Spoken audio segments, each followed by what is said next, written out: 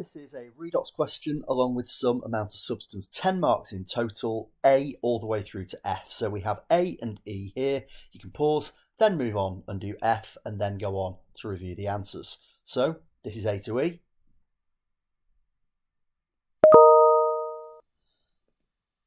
Here's F.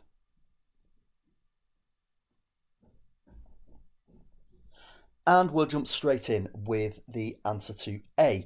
NO2 minus. The oxygens are -2 each according to the rules. To get from -4 to -1, nitrogen must be +3. Slightly more straightforward, nitrogen with an oxygen, where the oxygen is -2, the N is +2.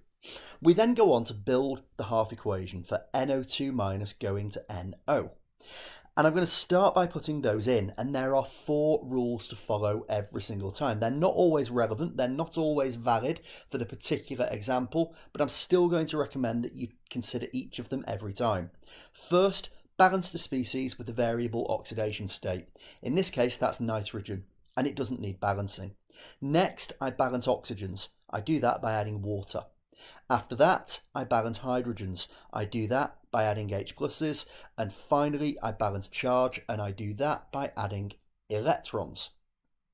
I go through the same process with I minus to I2. Rule 1, I am going to balance the species with the variable oxidation state. That's iodine. I need to put a 2 there.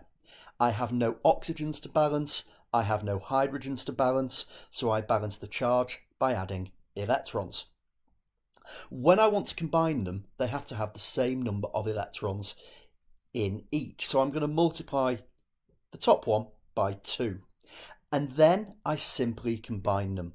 And I can see that I've got everything from the left-hand side there. I've taken the electrons out now because they're spectators. They appear on both sides. I do the same on the other side, and my equation is complete. In terms of the role of the NO2 minus in the reaction with I minus, it's been reduced, which means it's acting as an oxidizing agent. Moving on finally to part F, we have got here a calculation, and we want the concentration in grams per decimeter cubed. Well, let's start by using the data that we have.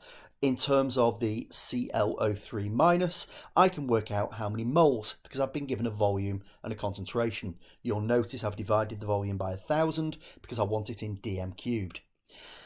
I can then use the mole ratios to work out how many moles of NO2 minus there were.